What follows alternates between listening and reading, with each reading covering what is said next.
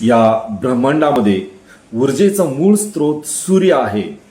त्याचप्रमाणे मानवी जीवनामध्ये आपल्या ऊर्जेचं मूळ स्रोत हे आपलं विचार करण्याचं प्रीफ्रंटल कॉर्टेक्स हे केंद्र आहे. असं का?